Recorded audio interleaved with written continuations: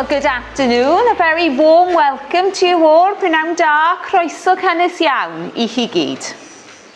It gives me great pleasure to welcome you here to Oldwalls to witness the marriage of Jamie Preece and Jessica May Burke.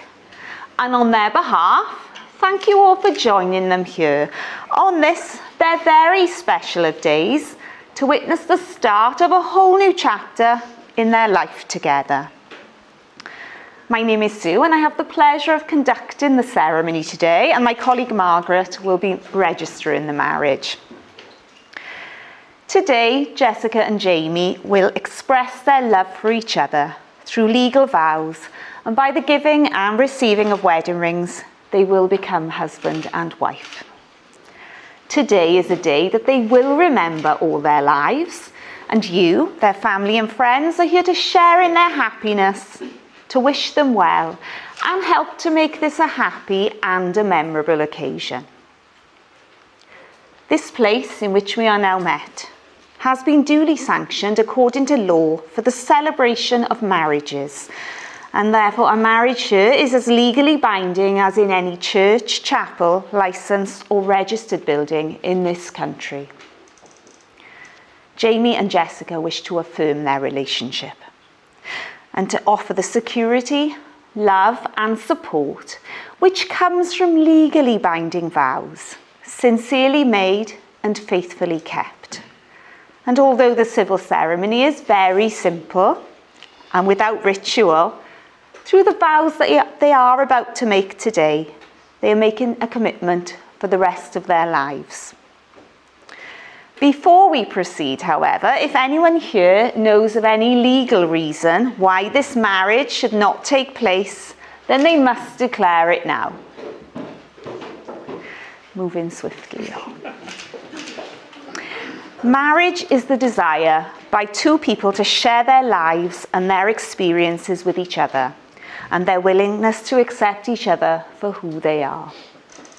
Marriage means making a commitment to live in friendship and mutual respect. It also calls for honesty, patience, and sometimes a good sense of humour. But more than this, marriage should provide the love, the care and support which each ought to give the other, both in times of joy and in times of hardship. It is a deep and lasting commitment that you are about to make to each other, and therefore should not be taken lightly or without due thought. So before you are joined in matrimony, it is my duty to remind you of the solemn and binding character of the vows you are about to make.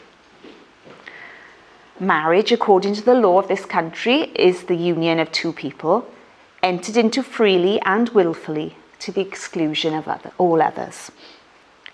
So I therefore ask you now, in the presence of your family, friends and witnesses, do you, Jamie Preece, of your own free will, take Jessica May Burke to be your lawful wedded wife and promise to be loving, faithful and loyal to her for the rest of your lives together? I do. And do you, Jessica May Burke, of your own free will, take Jamie Preece to be your lawful wedded husband and promise to be loving, faithful and loyal to him for the rest of your lives together? I do. I will now ask each of you in turn to declare that you know of no lawful reason why you should not be joined in matrimony. So Jamie, if you can repeat after me. I do solemnly declare. I do solemnly declare. That I know not. That I know not. Of any lawful impediment. Of any lawful impediment. Why I, Jamie Preece. Why I, Jamie Preece. May not be joined in matrimony. May not be joined in matrimony. To Jessica May Burke. To Jessica May Burke. Okay. Jessica. I do solemnly declare. I do solemnly declare. That I know not. That I know not. Of any lawful impediment. Of any lawful impediment. Why I, Jessica May Burke. Why I, Jessica May Burke. May not be joined in matrimony. May not be joined in matrimony. To Jamie Preece. To Jamie Preece. Okay. Well, having both declared your freedom and your intention to marry each other, the solemn moment has come to make the second declaration, which will then legally unite you as husband and wife. So please turn and face each other. Carry on joining hands. Now, once again, you are repeating these words after me, but please try and remember to say these words to each other. And Jamie, once again, you get to go first. I call upon. I call upon. These persons here present. These persons here present. To witness that I, Jamie Preece. To witness that I, Jamie Preece. Do take thee, Jessica May Burke. To take thee, Jessica May Burke. to be my lawful wedded wife. to be my lawful wedded wife. I promise to love and respect you, I promise to love and respect you, to be honest and faithful, to be honest and faithful, to share your joys and sorrows, to share your joys and sorrows, and to cherish you throughout our lives together. to cherish you throughout our lives together. Okay, well done, and Jessica. I call upon I call upon these persons here present these persons here present to witness that I, Jessica Mayberg, to witness that I, Jessica Mayberg, do take thee, Jamie Preece, do take thee, Jamie Preece, to be my lawful wedded husband. to be my lawful wedded husband. I promise to love and respect you, I promise to love and respect you, to be honest and faithful, to be honest and faithful, to share your joys and sorrows, to share your joys and sorrows, and to cherish you throughout our lives together. and to cherish you throughout our lives together. Well done. Well, there is a long and ancient tradition in this country to exchange rings to seal the marriage contract. The wedding ring is an unbroken circle and it symbolises unending and everlasting love, and it is the outward sign of the lifelong promises that you have just made to each other. A wedding ring is not just a gift from one to the other, but it is given with love as a sign of commitment to your marriage. So could Reece, our best man, step forward with the rings, please? And if you could first of all pass Jessica's ring to Jamie. Jessica's ring to Jamie. Just hold on to the other one for now. And if you can place it on the tip of her finger of her left hand and repeat the words after me. I give you this ring I give you this ring as a token of my love and commitment as a token of my love and commitment, and a symbol of our marriage. and a symbol of our marriage.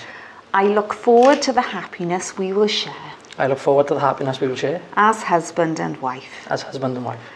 Accept this ring Accept this ring in the knowledge that I will love and care for you always.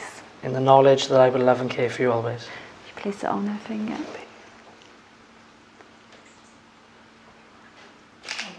Perfect. And Jamie's ring to Jessica. Thank you, Reece. Well done. And once again, place it on the tip of his finger and repeat the words after me, Jess. I give you this ring I give you this ring as a token of my love and commitment as a token of my love and commitment, and a symbol of our marriage. and a symbol of our marriage. I look forward to the happiness we will share I look forward to the happiness we will share as husband and wife. as husband and wife. Accept this ring Accept this ring in the knowledge that I will love and care for you always. in the knowledge that I will love and care for you always. Place it on his finger.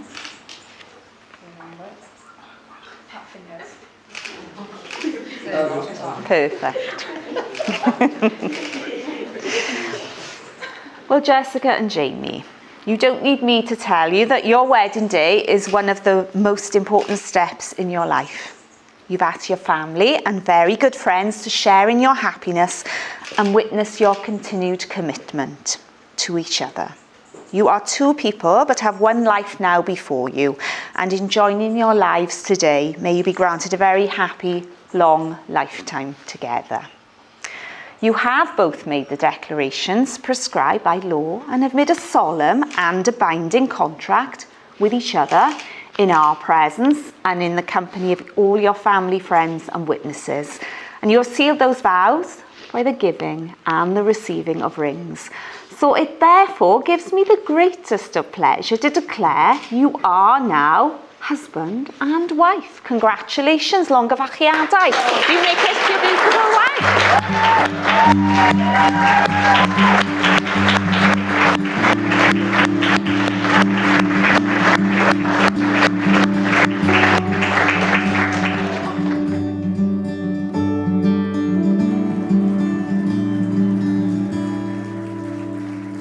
Oh, come and hold me. Oh, you do.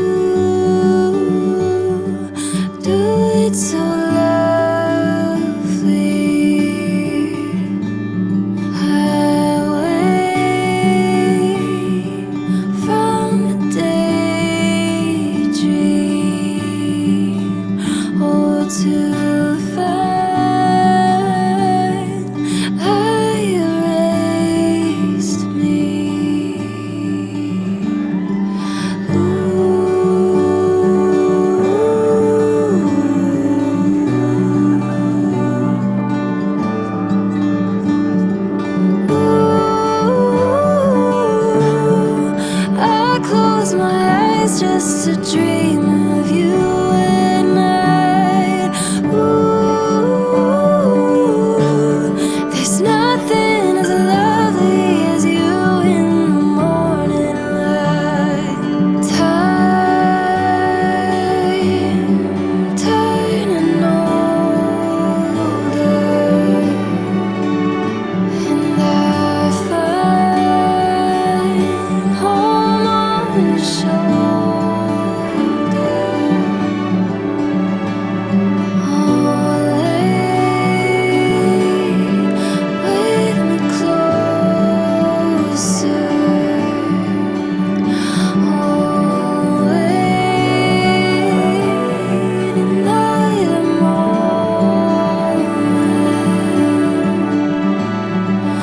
Ooh,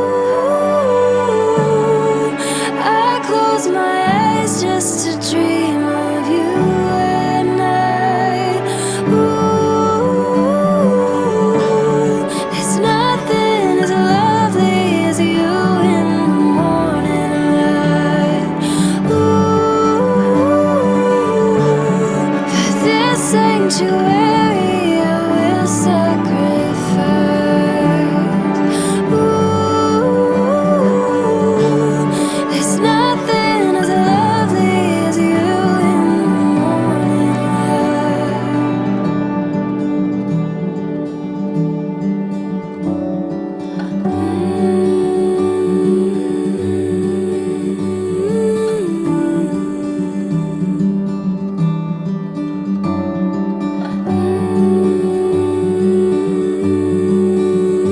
Not a soundtrack so lovely as birdsong and quiet sound.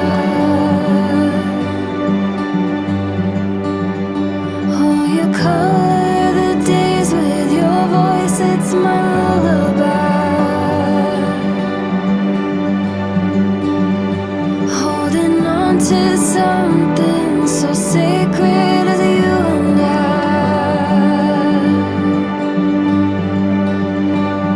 Protected by softness, the newness of morning light.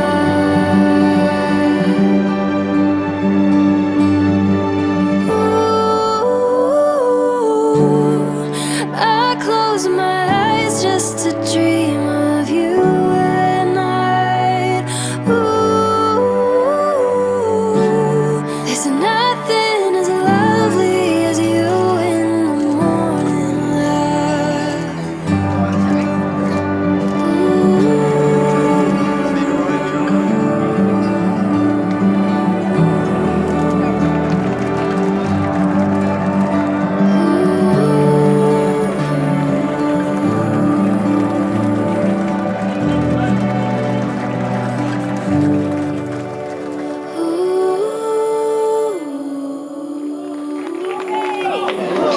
Well, thank you both. I'm Phil, Jess's father. Anybody don't know? Thank you for all for coming here. Some have travelled, quite a distance. If I put these glasses off, I can see everybody. Hi. Now I can read the speech. Right, thank you for joining us for Jess and Jamie's wedding. And a special thank you for everybody who's travelled here. You look absolutely beautiful. I got to say this morning, when I first saw her, it did bring a tear to my eye. Several. You were crying. Have you got to let it out? There's witnesses up there. I know. And they're going to wind me up. So, well, anyway, and I got to be honest, the bridesmaids look absolutely beautiful too. They look stunning. Jamie, you scrub up well too. Try my best, man. I think you all know this is a very important day for me. It's the start of a new beginning. I'm about to get my bank account back and hand over my daughter's spending habits to someone else.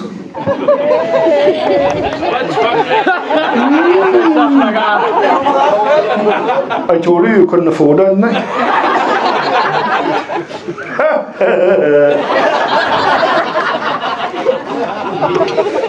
A little bit of history now about our Jessica. The night she was born, we were lying in bed together. No, I'm not going to tell you the details. All of a sudden, I felt a jump. And I, what the hell was that? There she was, stood at the side of the bed like that. My waters are broke. She jumped out of bed, knocked the dirty the mattress. It was a brand new mattress. Don't blame her. Yeah. So off to the hospital we went, and only a couple of hours later, easy birth, she had an easy time. Yeah. Honest, real easy. Right? Jess came out, was it? Like with all my kids, it was a special place, special time. I know it. I know every time that each one of my children were born. All of them. No, you can test me. Do you want to test me? No, I'm good. No. She's not going to test me. So, was it? Jess was born, and I thought, was it? It's an instant love. Full stop. Was it? One thing I noticed was she was lying in the bed, and that's all she done was look around. And I thought, you nosy cow, you're exactly like your mother and your mother-in-law. I'm not talking about you, Denise. My favourite mother-in-law. Some say. Was it? But that day was the start of something special, like with all of them. Was it? Well, was it? They ended up, was it, today. Don't cry. I'm trying not to. I'm trying not to. Was it?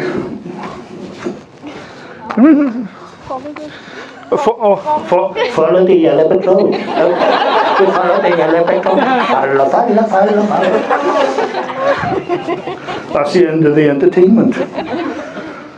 So, being an inquisitive person, Jess, as a young baby, always getting into mischief. Nothing was too hot to handle. We had a visitor one day, a health visitor, came to see us. My mother-in-law's got a lot of blame in this, a lot. The health visitor said to her, "Oh, Jessica, can you do me one big tower with your blocks?" Jessica had to be different. She built 3 blocks. She said, "Why did you do that?" "Well, one big block will fall down. 3 blocks won't." I thought, intelligent. Is she following me?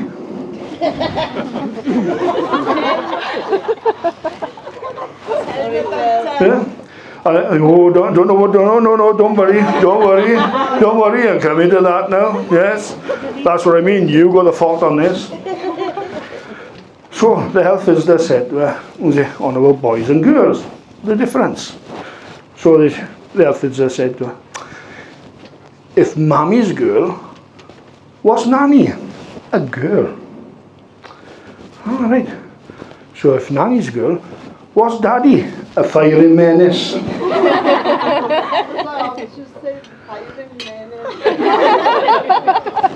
you want to take over?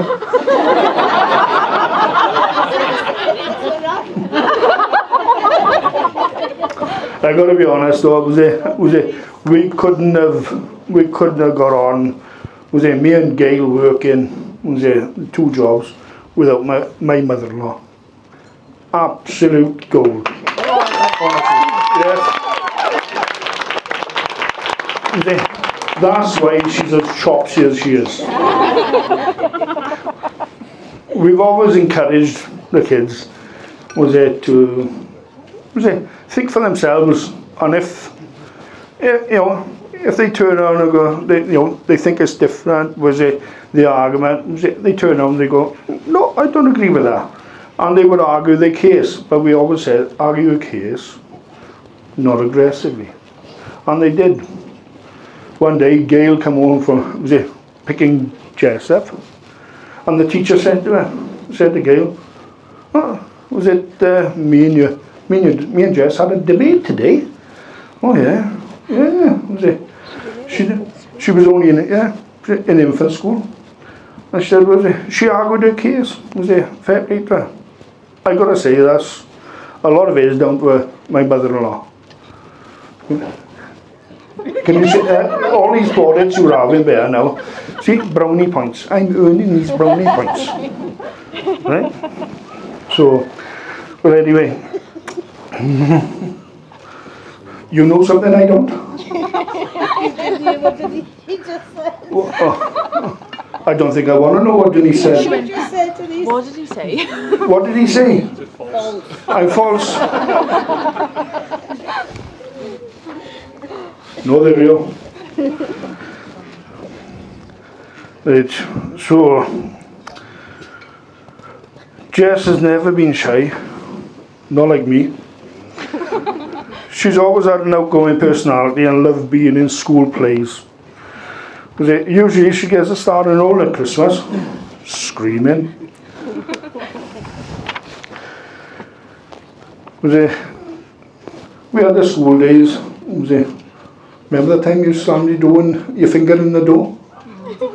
And the look of terror on her face. Kill me seeing the terror on her face. Because she slammed the door. And I was just saying, don't slam the door! Didn't I? And you slammed the door. And you hurt your thumb. You did. It was big time. So another thing Jess isn't very good at is keeping secrets. I used to take her shopping for Christmas, to get a present for her mother. Remember? Yeah. Was it? I even remember where we actually were. Driving down Ponty, over the flyover. Gail was sat by the side of me, and all of a sudden, we had already been Christmas shopping, me and Jess. And all of a sudden she turned around. Mum, we got a lovely watch for you for Christmas, haven't we, Dad? And I was there driving, and I get, what was it? Further on down the road, she turned around, she said, can I tell Mum what else I said, no, please don't. Let me just give her a clue. I said, all right then. You wear it under your clothes. They were nice. They pulled a little bit, but they were nice. Jess went through school. She actually was on the school council. And she ended, what? You was, yeah. And she was actually one of the ones that actually changed the rules on the school uniform for the pupils in the school then, to feel more comfortable in their uniforms. And then, after that, she was voted, to be head girl with her friend Holly. And they were actually the last two head girls of Aberdare Comprehensive. So, fair play. But while she was in that school, she went to Switzerland. Oh yeah. Oh, thanks, Nan. you tell her, Nan. You tell her. No, you tell her.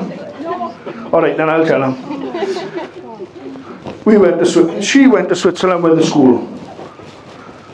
First night, got to Switzerland. Oh, this Moretti's awful good. She got there. All of a sudden, the phone rang. I want to go home. She's in Switzerland. I'm in Aberdare. Dad, will you come and get me? How? 5 nights on the trot. Crying. Wanting to come home. Her mother was beside herself, crying. I was crying when I seen the mobile phone bill. £1,000. Not far off. It was almost around. It wasn't Well, the first one was 600 and the second one was 400, so I would say my maths. Yeah. And you will not believe, when we went to pick her up, what she said to us. She got in the car and she went, "Oh, I'd like to go again."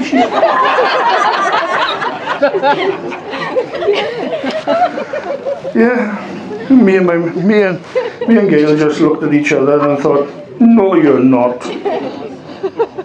Well, anyway, Jess left school and with good results. Could have been better. I'm sorry, I'm so used to it, seeing on my school reports. Could have done better, right? So she can have some. But she went to the Cardiff University, wasn't it? Did? Yeah, to do radiography. Videotherapy. And him. I love being corrected. And she ended up with it wasn't a course for her. So she ended up doing the police sciences course. And that's where she met our Jamie. Yeah?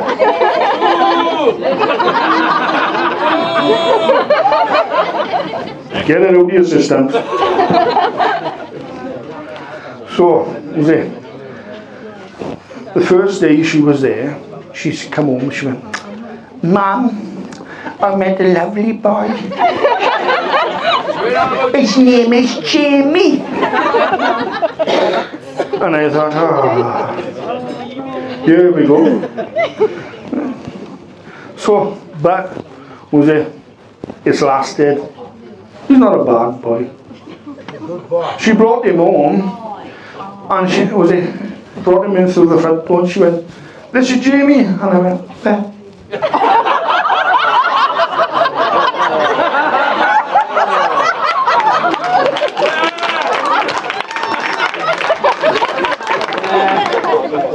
Hats off. It gets better. No, I gotta be honest, I couldn't ask for a better son-in-law. Hey? And here's my son-in-law. Yeah?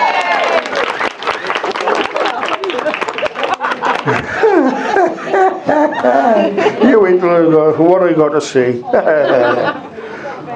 So, while she was in university, she come home this one day and she went, "Dad, I'm going to make you a coffee." Oh, yeah. What? You can't be serious, man. She turned around and she went, "I'll make you a coffee, Dad." I said, "Okay, tell me." She went, "Right, if you tell me how to make it." And I said, "All right." So I said, "Right, boil a kettle, put a level spoonful of coffee in the cup, add that hot water, milk, and stir. Simple." 10 minutes later, "Dad, I think there's a problem." I said, "Oh." So out I go, and I went, "Have you put milk in there?" "Quite a bit." I said, "What have you done with there?" "I've done what you said. I bought the kettle. I put 11 teaspoons of coffee in your cup." I was up for about 3 weeks.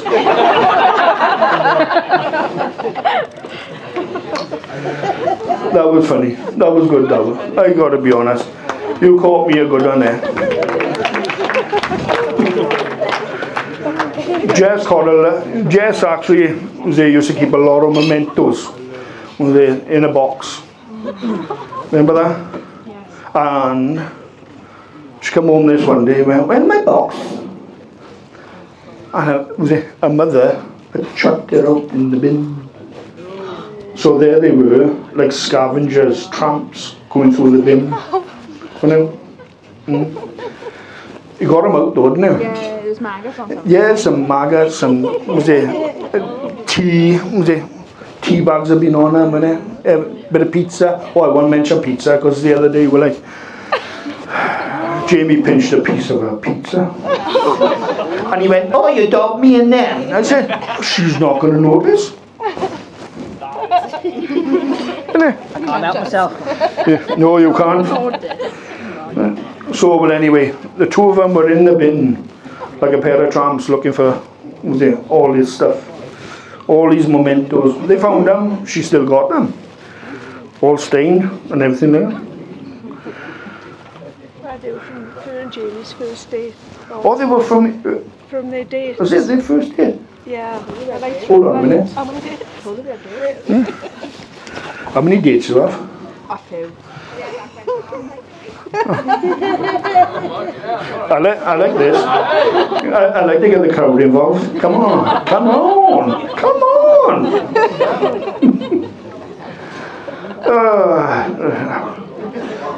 What? Nothing? Go on, You reckon? please go ahead. All right then.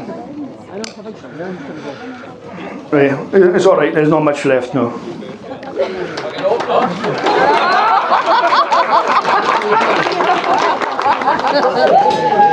I would swear, but my mother-in-law's here. She's right there. Yeah, she don't like you either. It has been said. Right there. Anyway, you're no home run. Okay, home run. Oh. Well, tell me something. Is this true? No, from Mexico. I said to get better, didn't I? No, the trip to Mexico. Did you actually ask for extra leg room? I was going to say.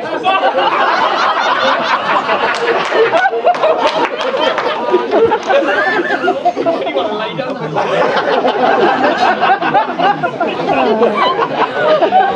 Hang on, man.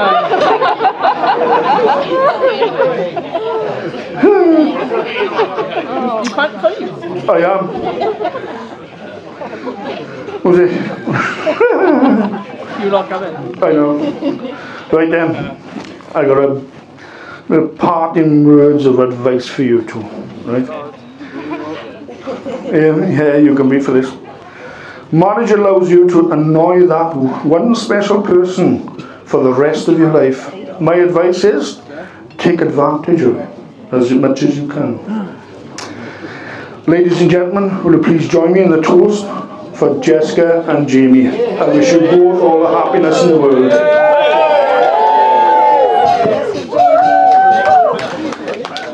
Jamie, your turn.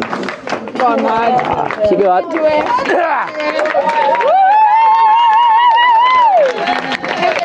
You're fine.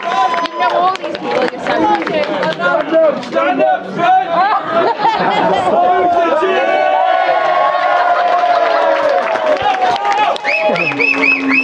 I'm far too sober for this. Loud and proud, boy. Right, hopefully it'll be a bit shorter than what Phil's was.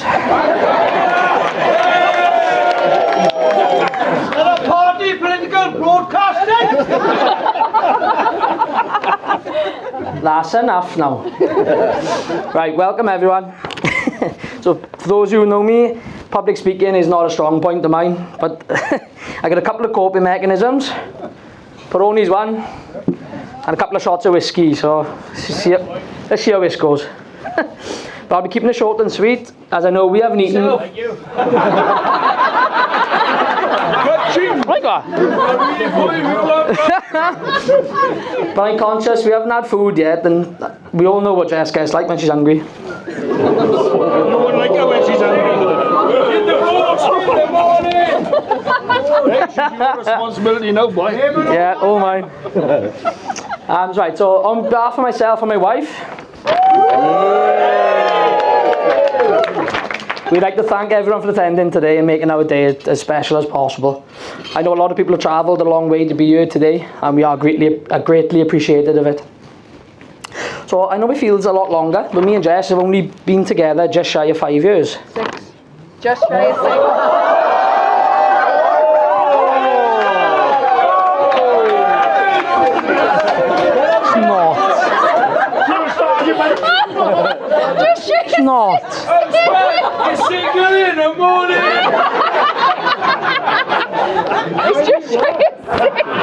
Well, at least I'm funny. Fucking hell. Deep breath, love. Deep breath.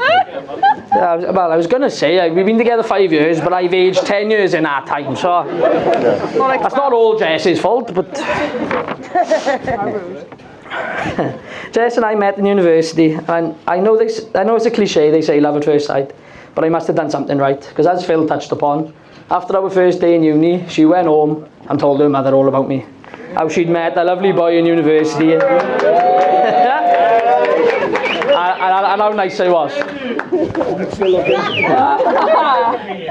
No, but all jokes aside, she's been my absolute rock. Throughout all the stresses in university and all of my medical issues, she's been by my side every step of the way, and I can't thank her enough, and I can't wait to spend the rest of my life with her.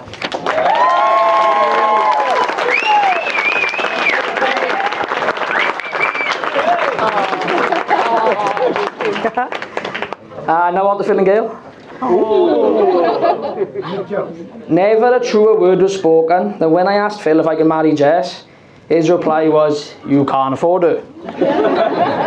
Well, I have felt the full weight of that comment over the last few months, and I can wholeheartedly agree. The same day as I asked Phil if I could marry Jess, we went up a laminated wine to watch a rugby. I had a massive shock to the system when we went in rounds at 1 o'clock on the start of Praman. By 7, I had to ask him to ring Gail come pick me up because I was stuck out. That's what happens when you try and keep up with the big boys. But I'd like to take this opportunity to thank you both.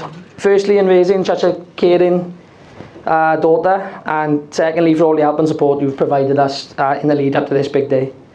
I know at some points that I think Gail has been more excited than what Jess was. And I've heard all about her antics, partying until 4 o'clock in the morning in Ibiza.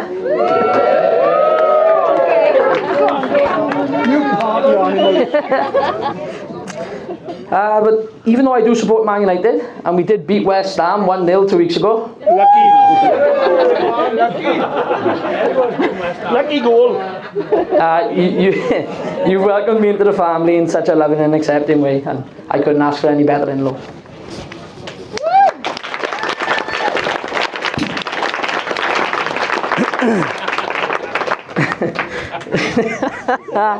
Have we got to clap after every page? If you want me, go on. You missed a bit on our end. Yeah. Why? The ending, did you not feel like you could do it? No, I'm not doing it. It's in red. No, it's gone. It's in red for a reason. Next, I'd like to thank my parents for all the help they've given me over the years and in raising such a legend.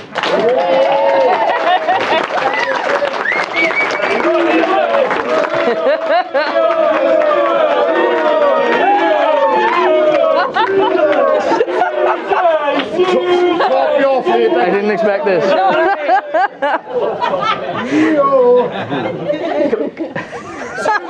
Can I go on or what? I know I wasn't the easiest child to raise, always getting into trouble and getting into fights.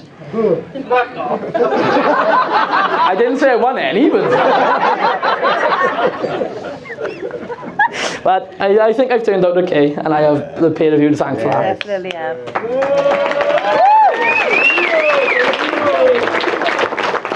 There's not enough words that I can express how thankful I am for the support you've given me and Jess. Before buying our own home, as some of you will know, we lived in Bargoed with my parents. I couldn't pick a date for when this happened, but Jess turned up one day and never left. And then bit by bit she started moving her stuff in until we had to buy a new wardrobe and a spare bed. Which I still don't know. I did that, yeah. Could she?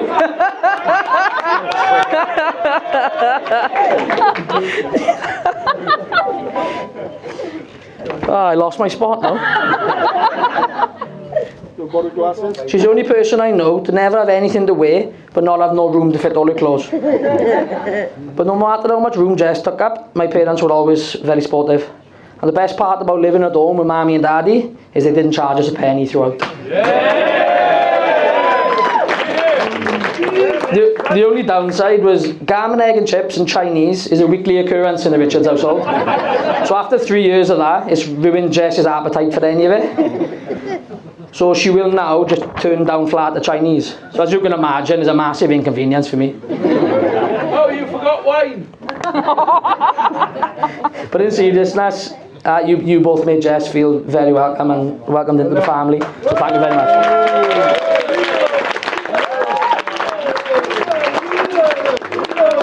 Next, I'd like to have a big shout out to my nan and my auntie Janine.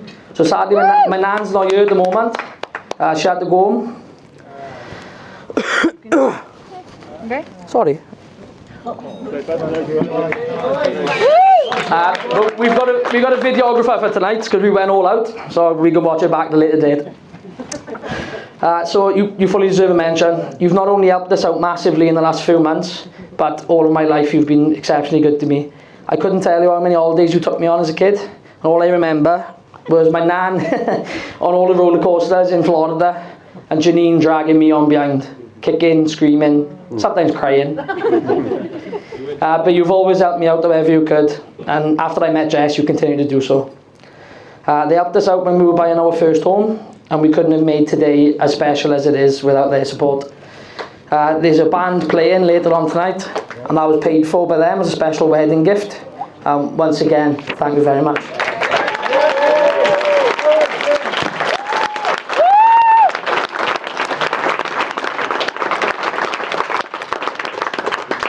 Now, can we please raise a toast to the bridesmaids?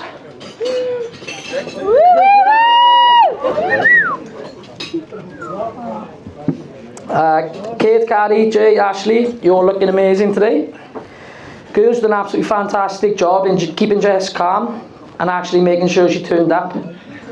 On my piece of paper, I've got on time too, but she was 20 minutes late, and I didn't think she was going to turn up earlier, so I was on pins. Was you fucking do much?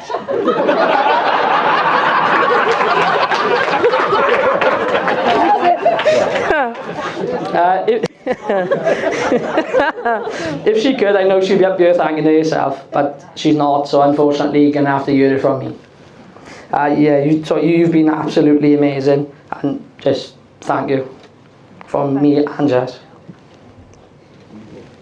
And I guess I should single out the maid of honour, my favourite cousin, Penny.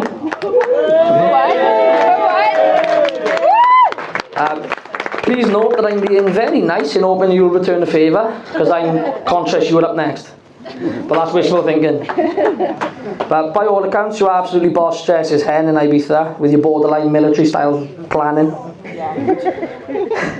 I haven't heard a bad word about it, and it seems everyone enjoyed every second. I know Jess was really excited for the hen, but as a lot of you will know, she was more excited to visit a certain place in being San Miguel. That's where she's been going on holiday since she was 14. She dropped many not so subtle hints about visiting San Miguel, specifically Casey's Irish Bar, and of course, you delivered.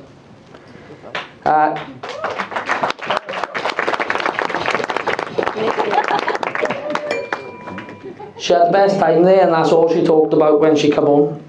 So just thank you for organising it. And on behalf of Jess, I would just like to say thank you for organising such an amazing trip and being the first class maid of honour.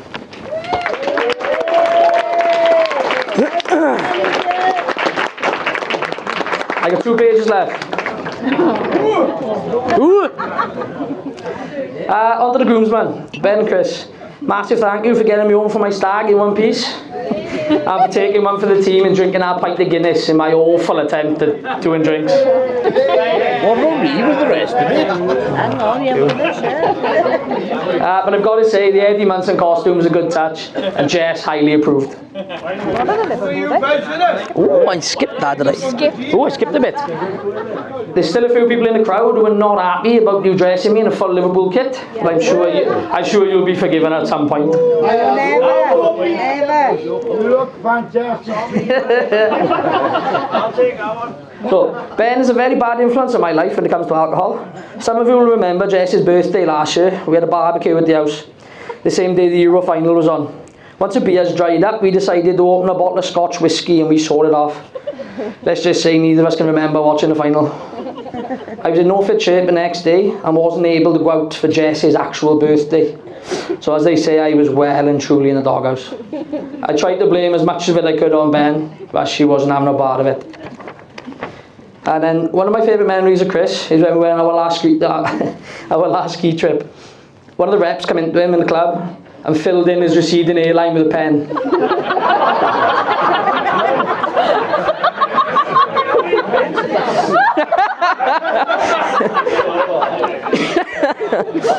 It cracks me up every time. I got him saved on my phone, so every time he phones me, it pops up. It's strongest hairline you've had in years. But you're both top lads, and we've had many memories and nights out. So one more time, just a massive thank you for all the support you've given me through Big Day.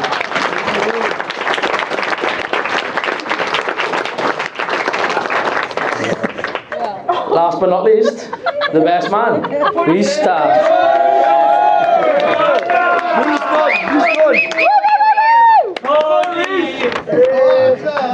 Me and Reece also met in university in 2014. One fond memory I have of Reece, I think it was in our second year, we attended what's called the longest day. So it's drinking in the student union, reduced drinks, and we're just out on a pop all day. We ended up going back to an house party, and that house party was quite full, so the toilet was full. So I went outside at the front, and I had a tinkle in the street. Reece was already out there having a cigarette. As I was having a pee, he thought it would be a good idea to sneak up behind me and try and dab me on the old boy with his cigarette.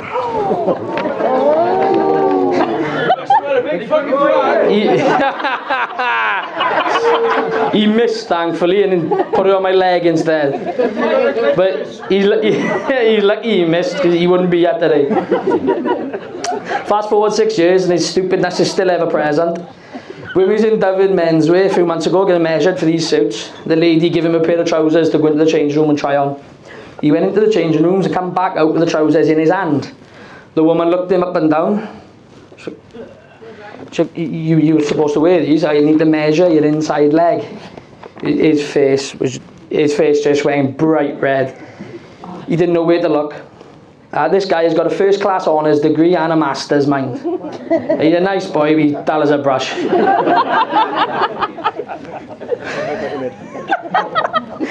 If you needed a summary sub, that's about it. But in all seriousness, I know he's useless at planning and organising, but he's one of the nicest guys you will ever meet in your life, and he's one of my closest friends.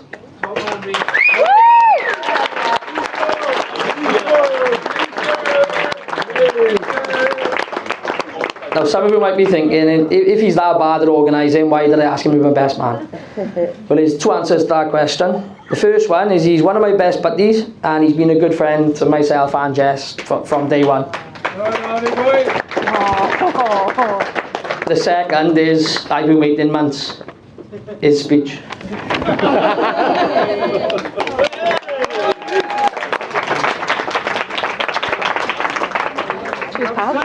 All you want.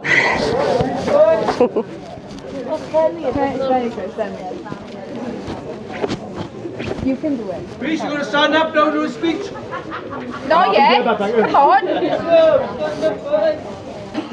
So I'd just like to start by thanking everyone who's here today to witness and celebrate the marriage of the new Mr. and Mrs. Preece.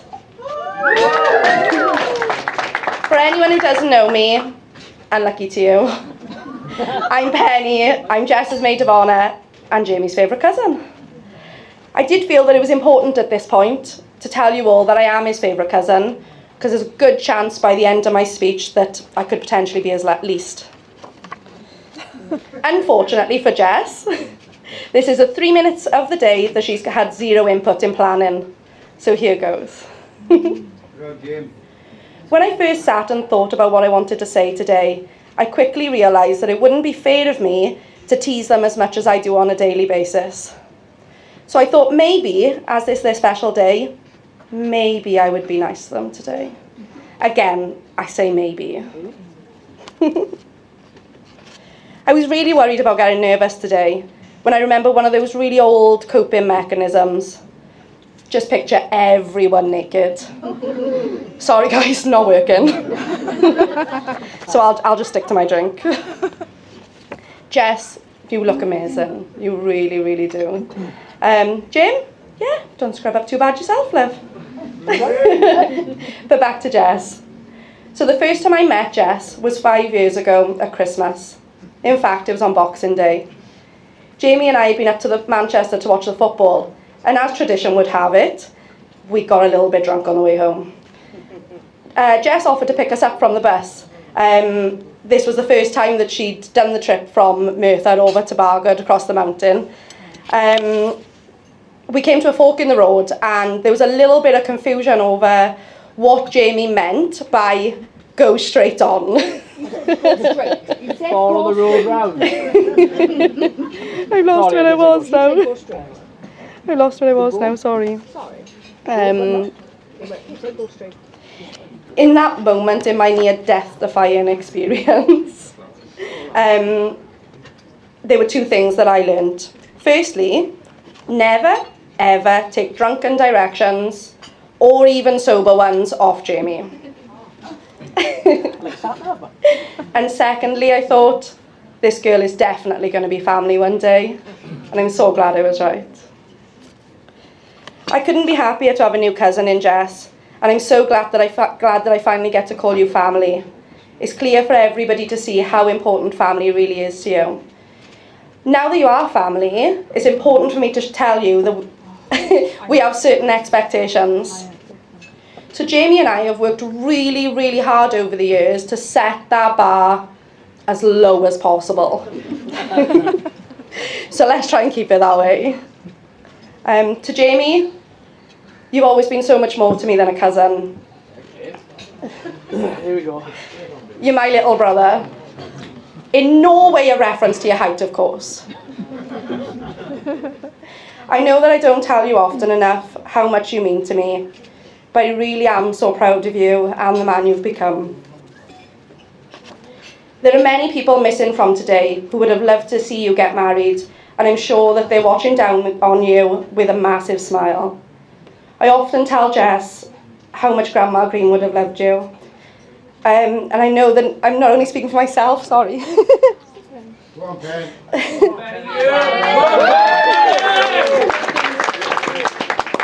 Not only speaking for myself, but for everybody else in the room, when I wish you both an amazing future and all the happiness in the world. Being a part of today's celebrations means the world to me, and I really am extremely grateful.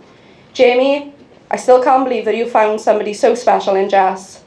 Somebody who's not only managed to make you open your heart, but that wallet as well. I don't believe that!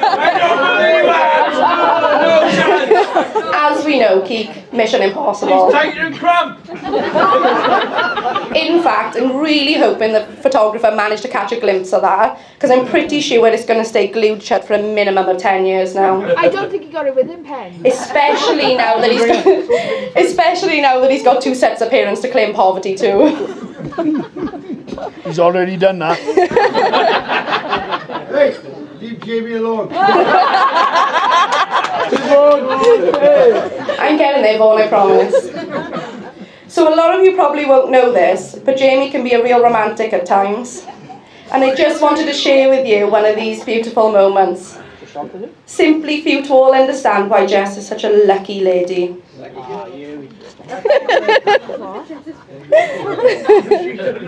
So soon after they got engaged, as every bride does, Jess was keen to lose a bit of weight.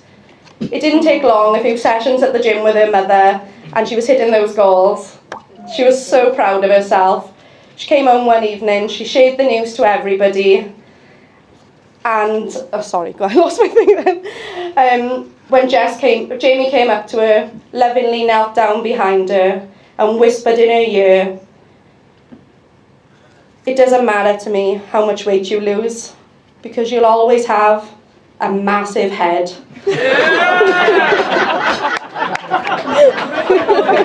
You sweet talking thing, you.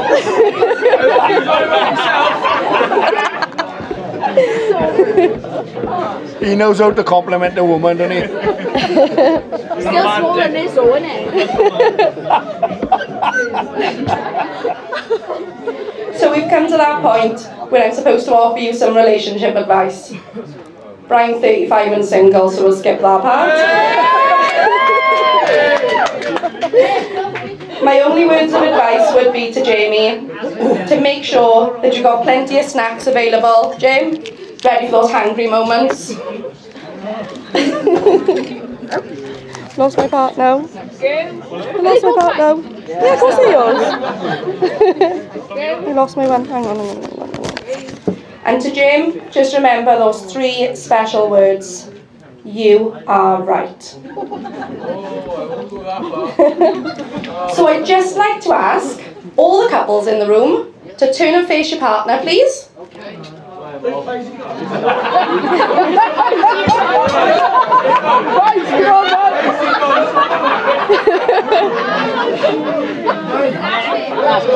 Come on, turn and face your partner, please. Yeah?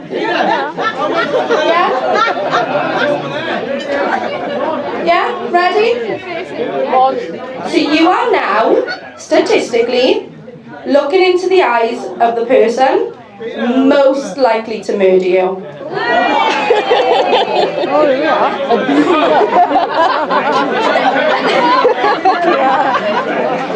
Could everybody please stand and raise your glass to the brand new Mr. and Mrs. Preece? Congratulations,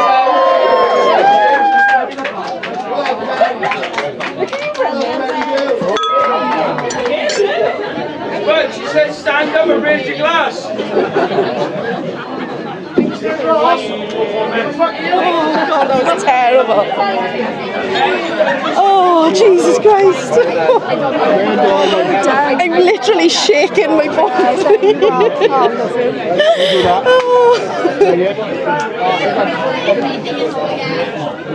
Hello? Excuse me, guys. Last one. Right, here we go. Where's Wayne? Wayne, he's over there. Wayne, you see me? So, Chapter 1, opening bit. Hello, my name is Reece, and I'm the best man. I'm quietly confident that the big reason for Jamie's reason in asking me to be his best man is because my chronic fear of giving speeches in front of absolutely anybody with a crippling stutter. So I must warn you that beforehand, this speech is going to be much like Jamie O'Shaggin. Short, not sweet, and absolutely pathetic.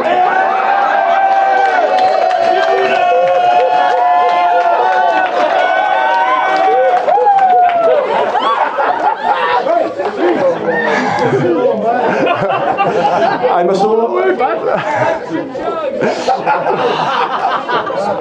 I've made myself laugh 18 times reading it. I must also warn you that after many years of knowing each other, and after many, many lagers, mine and Jamie's accounts of how this story goes may waver ever so slightly. Chapter 2, how we met. I'm just reading as I wrote it. So I first met Jamie back in university in 2014. I was young, eager, full of life, and had full head of hair. After knowing Jamie now for 8 years, I'm neither of those things. When I joined uni, I made a friend called Jack. Me and Jack hit it off immediately and became good friends instantly. Me and Jack had a good thing going on. However, one cold, dark, windy day, we attended one of our classes where regrettably me and Jack had a space sitting down next to us, not knowing how our lives would change forever. This short and unassuming gentleman asked us, anyone sitting here, boys? I was under the impression that Jamie was part of another group of friends in our class, but apparently not. It turned out that he just didn't have any friends. So when he sat next to me and Jack, I knew our power couple friendship was under direct attack. But sit by us he did. So the class went and we were a bit peckish.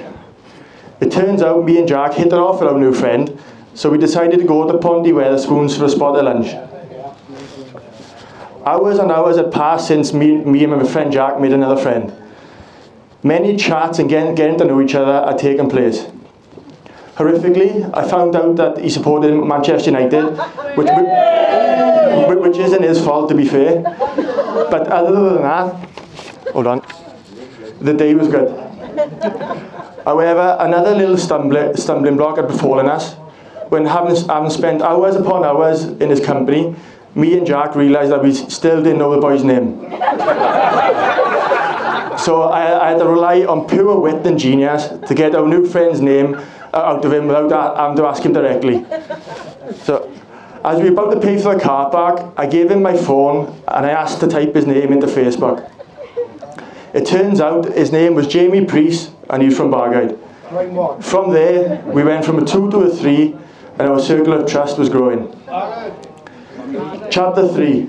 How we met Jessica Burke. So me and my new friends, Jack and Jamie, successfully passed our foundation year of university. For those who don't know, the foundation year of university is for people who don't have enough qualifications to get into the main course straight away. And for people who like in Windows. So me, Jack and Jamie fitted right in. So first official year of the course was upon us. There's a little bit of tension in the air with the start of a new year. New classmates, new friends, new lecturers. Bellies in, chest out and all that. However, little did we know that our lives would change forever once more. Waiting in the Elaine Morgan building on the Glentoft campus was one Jessica Burke, first of her name from Cumbach. Waiting patiently for our class to start. It's safe to say it didn't take us long to hit it off straight away. And as the hours, days, weeks, and many Wetherspoons went by, our friendship group went from a 3 to a 4. Our circle of trust was growing ever more. Chapter 4. How Jamie and Jess become more than friends. Jamie and Jess didn't hit it off straight away as my friend Jamie was going steady with another bird at the time.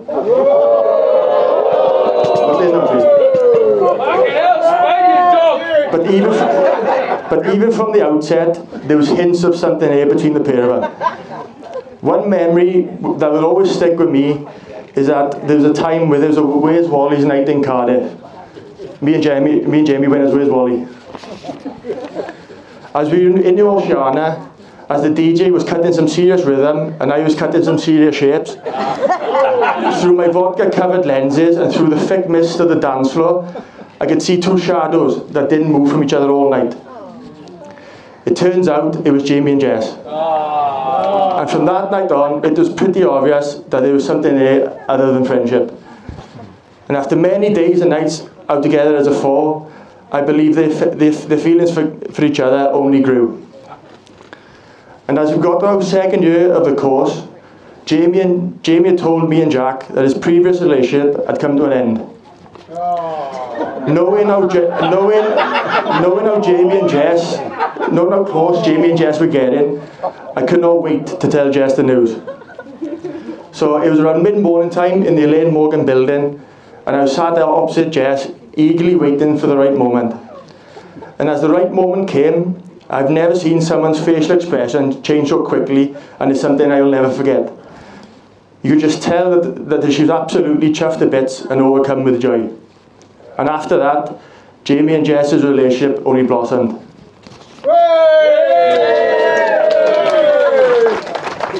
Chapter 5, the uni house. So, as we got to our third and final year of university, Jamie and Jess decided to rent... No, hold on. Jamie, Jack and Jess decided to rent an house together in Tree Forest and invite a temporary house guest down for a good jolly up now and again. Me. I accept this bargain. Accept this bargain, but that's your responsibility. But anyway, where was I? Cheers, man. Anyway, right. There was nothing particularly special about the house, but in it we would create some memories that would last a lifetime. And by memories, I mean too many lie-ins, too many takeaways, too much drinking, and too much arguing, and whose turn it is to sit down on a two-seater settee. There's not an awful lot to do in Tree Forest for 4 young students. But because we had such a good friendship group, we had a good laugh wherever we went. But we weren't just there for the good times. During our last and stressful year of university, we were always there for each other to make sure we were all okay. Graduating was a bittersweet moment, doing well together, but knowing that our university journey had come to an end.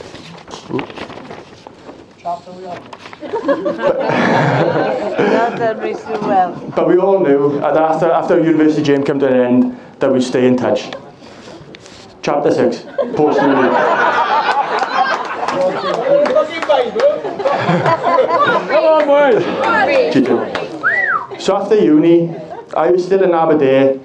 Jack had retreated back to Bedford, and Jess was living with Jamie over Bargoed with Jamie's parents. So to make sure we stayed in touch, Jamie and Jack decided that every year we'll do a little city break together and make a boys' weekend of it. So our first destination was ironically Prague, a place where if it weren't for me and Jack, had we not intervened, Jamie would 100% still be there today. As we were walking down one of the main streets of the city centre, two men were overly eager, shall we say, in trying to get Jamie into this nightclub. The one fella had Jamie's one arm, the other fella had his other arm. And as our friend is of a certain height, his feet had pretty much left the floor, and all you could see was his little legs kicking with absolutely no control of where he was going. So me and Jack thought it would be a good idea to best go and get him. Really did make us laugh, and it's something that still makes us laugh today. Cheers, boys. So the year after Prague came Budapest. Lovely city, but it was a bit quiet, we thought. Unbeknownst to us, that if we'd went a week later, the Hungarian Grand Prix was there in Budapest, but never mind. On the Saturday out there, we decided that we were going to sit in the pub all day and not move an inch. There's a Scottish bar called the Caledonia. All we did in this pub was eat and drink like pigs all day. For the prices out there, it'd be rude not to. However, as we got to leaving, and after a few beers, me and Jamie decided that it would be a good idea to have a flip-flop fight. And by flip-flop fight, I mean from the moment we left the pub to when we got to our hotel rooms, we have the most ferocious flip-flop fight the world has ever seen. Stumbling through the streets and the hallways of Budapest, hitting absolute clumps of each other with flip-flops. Jack, being more sober at the time, just walked away in sheer bewilderment as what these two idiots were doing. In the end, we called a truce, lying on the floor of the hotel room, as we couldn't have been too far away from biting and fighting each other. Our last solo trip, we vacated to Krakow, which was one of the most stunning cities I've ever been to. Highly recommend. Auschwitz was one of the most surreal, subdued feelings I've ever experienced. And after 3 days on the sauce in the city, not quite the upbeat cheering up we needed. What was also unexpected was the weather at the time. As a heatwave was sweeping through Europe, us three were right smack dab in the middle of it. Being three big boys, we must have spent 90% of that trip caked in sweat. But what a trip it was. Chapter 7. The move to God's country. So after many years of living in Bargoed with Jamie's parents, Jamie and Jess decided it was time to start looking for a place of their own, which got me worrying. Just got rid of the boy after 4 years of uni, and a further 3 years of on and off trips. I could see where this was going. They looked at many properties throughout the vastness of the valleys, but I could see that this was only going one way. Not only did they inevitably choose Aberdeen as their destination, but 5 minutes down the bastard road from me too. That was it. I was never getting rid of him. I said to Jamie, I don't think we can call ourselves uni friends anymore. We might just have to call ourselves normal friends. And just to think, from that day, where he asked to sit by me, 8 years later, I'm standing up here giving his best man speech. I'm trying to roll hardest. Me and roll about later. It's safe to say that within those 8 years, we've come an awfully long way, but it's also safe to say that we've had a truly cracking 8 years together. But on the true topic of cracking times, I would like to cast everybody's minds back to last year. Sunday, the 24th of October, 2021 was certainly one of those cracking days. United and Liverpool at Old Trafford. I'm enjoying this chapter.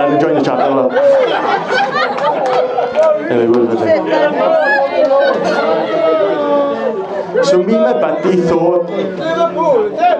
buddy thought we would book the Monday off and have ourselves a little Sunday tipple around my locals of Carmarthen. We thought we'd have a 12 o'clock start up the Shepherd's Arms, and then we make our way down to the Globe Inn public house for the game. Excellent. Beers flowing, chats and laughs exchanged. So we get down the Globe for the start of the game and not realising the gloriousness of what was about to happen. One of the best sights I've ever seen in my entire life. Liverpool absolute dominate and gets 3 goals before half time. Loving it. Now, what do they? Forcing thousands and thousands of Man United supporters to empty out the Old Trafford. And Jamie, my good old buddy, without hesitation, gave me a quick salute and stormed up the Globe pouting. Toys right out pram, tails between legs. And I didn't see him for the rest of the day. Oh, Wayne's going to kick it in now! Wayne's going to kick it in! Wayne, I do apologise, mate, but I couldn't, I had to put it in. Nice guy, but he will threaten to light me fire 10 times. What's the final score? 5-0. Upper club. In Cloppy Trust. That day I remember fondly. There was simply no reason I could get through a speech about that day. 8th and final chapter. Say nice things and then sit down. But to end on a serious note, what truly an honour it is being up here giving a speech at my best mate's wedding. And it is double special for me because not only is my best mate getting married, but it is to someone who is truly a special friend of mine also, and who is truly an amazing person.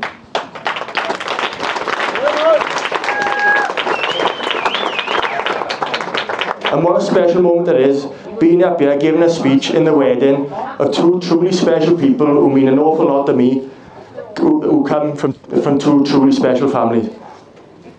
What an honour and what a privilege. So I'd like to thank them both from the bottom of my heart for letting me be a part of this special day like this, and it's something that I'll never forget for the rest of my life.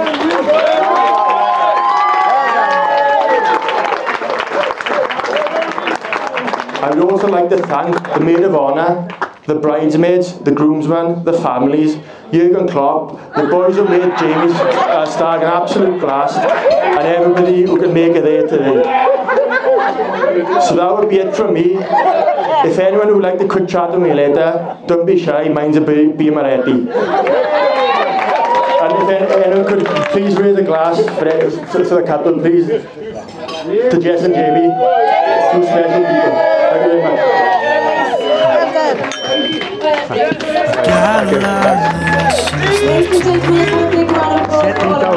Sit me down.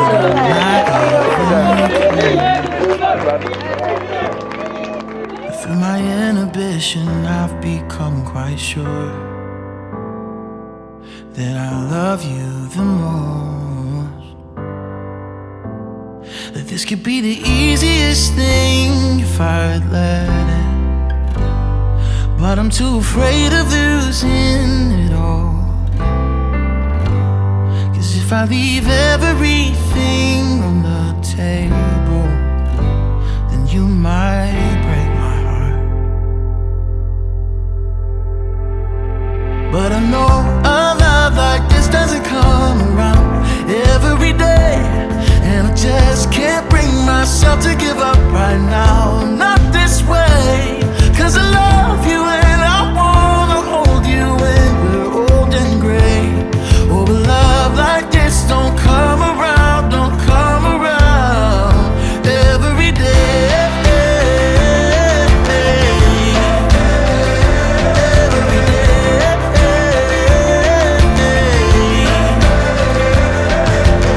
Never been quite sure of myself or anyone else, but here I am with you.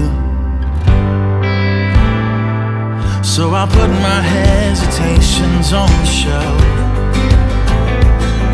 'cause this is what I choose.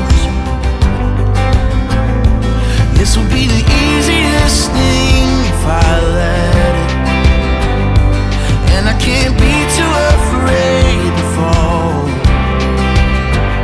So I'm leaving everything on the table. You can have my heart. Oh, I know a love like this doesn't come around every day, and I just can't bring myself to give up right now. Not this way, 'cause I love you and I wanna hold you when we're old and gray. Oh, but love like this don't come around every day. Every day. Every